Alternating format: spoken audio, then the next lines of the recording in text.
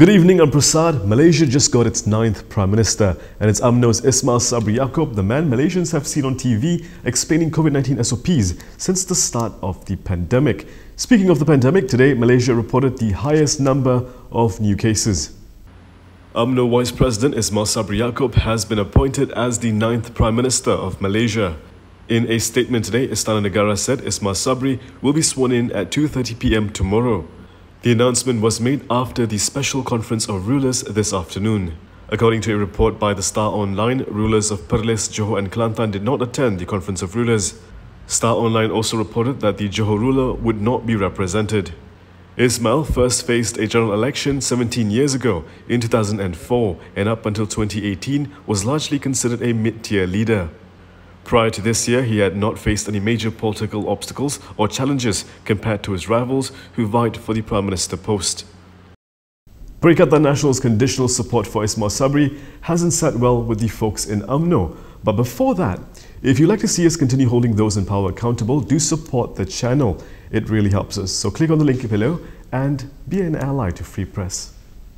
Caretaker Prime Minister Muhyiddin Yassin has made UMNO feel uneasy by setting conditions for Bersatu's support of Ismail Sabri Yaakob. Now, the UMNO Supreme Council will hold a special meeting tomorrow to discuss Muhyiddin's conditions. When contacted, a member of the Supreme Council confirmed there was a meeting held last night. However, the leader said tomorrow's meeting was still not confirmed.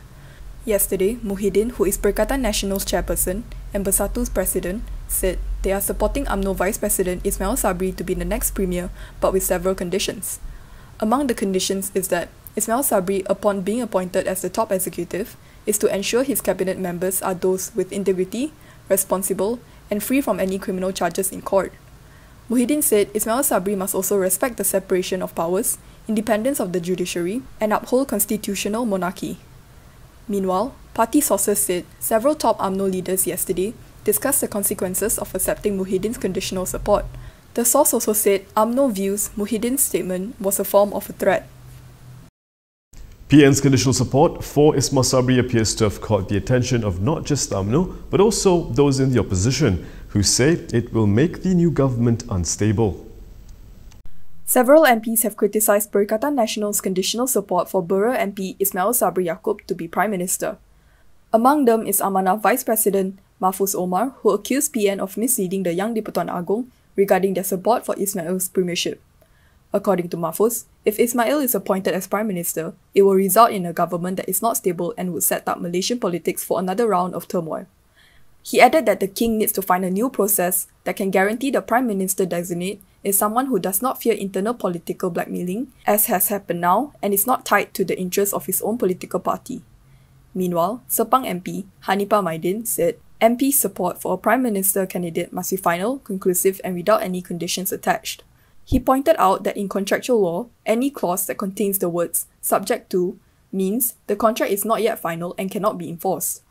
They were responding to Perikatan Nasional chairperson Muhyiddin Yassin's statement yesterday that the coalition's 50 MPs' support for Ismail as Prime Minister candidate is conditional. Muhyiddin had said that the cabinet must not include any ministers that are facing criminal charges, and the new government must respect the separation of powers between the judiciary and the executive.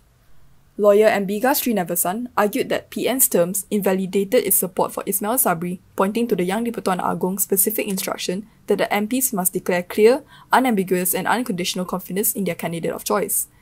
Ambiga added that the conditions set by Muhyiddin were good and the values are expected of any Prime Minister. However, the fact that Muhyiddin had to use it as a condition showed the lack of trust in the Prime Minister nominee to uphold these values. She said, this raises the question whether a government under Ismail Sabri can be stable and whether PN will withdraw its support if these conditions are breached. After Ismail Sabri is sworn in as Prime Minister tomorrow, Ambiga wants him to consider a unity government. Former Bersih chairperson Ambiga Srinivasan has initiated a petition calling for the incoming Prime Minister to establish a unity government. Ambiga pointed out how more than 13,000 people have died from COVID-19 and infections and ICU admissions continue to rise outside the Klang Valley. She said, at a time like this, political stability is critical. However, Malaysians have had to endure toxic politics and instability throughout the pandemic. Ambiga told Malaysia Kini that a unity government will ensure that there will be no frauds or trading and buying of support, and would consist of all MPs working with the people to save the nation from the brink of disaster.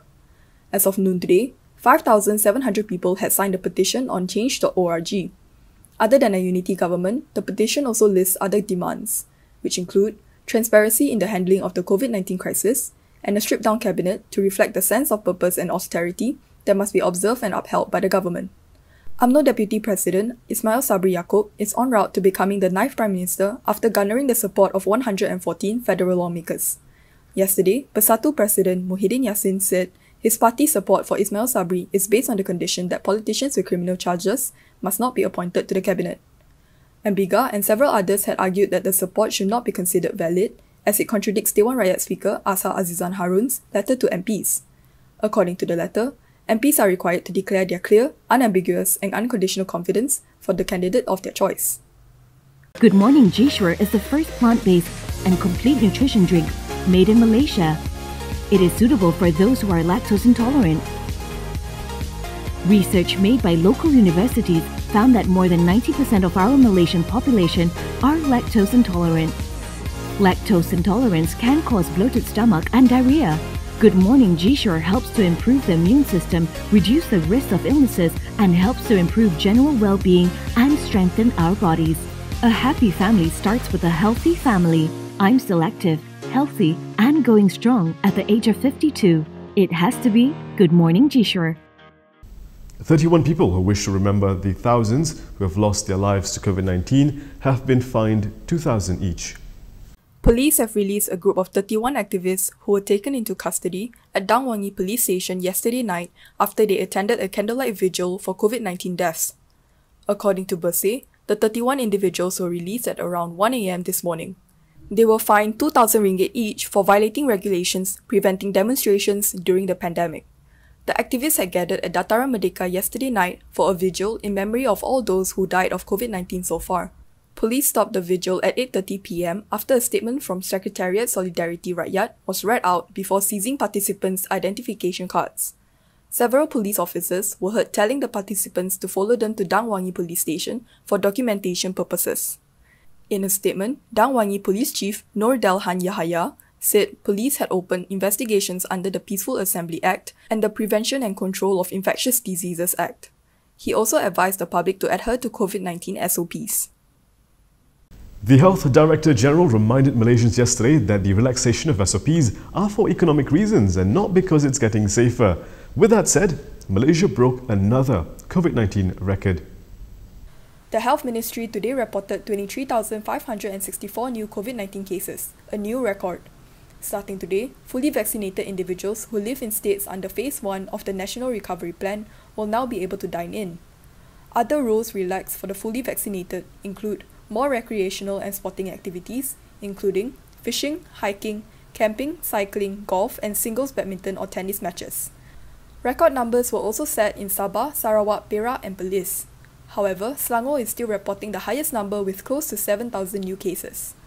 Meanwhile, Malaysia received the first batch of the China-made single-dose CanSino COVID-19 vaccine today. In a statement, the COVID-19 Immunization Task Force, or CITF, said the 200,000 doses of the finished product vaccine were part of the 3.5 million doses of CanSino vaccine that had been ordered by Malaysia for delivery to the country in stages. They added that the vaccine supply will further intensify the national COVID-19 immunization program, especially in the low-access areas, and will help Malaysia to achieve herd immunity as targeted in the National Recovery Plan.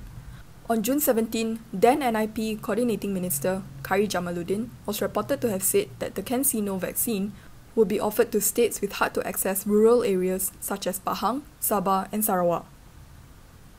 And that is all from me today. For more stories, you can go to KiniTV.com. You can also follow us on Instagram, Twitter, YouTube and Facebook for the latest news updates. If you'd like to support independent media, do consider subscribing to MalaysiaKini.com. I'm Prasad Michael. Thank you for watching.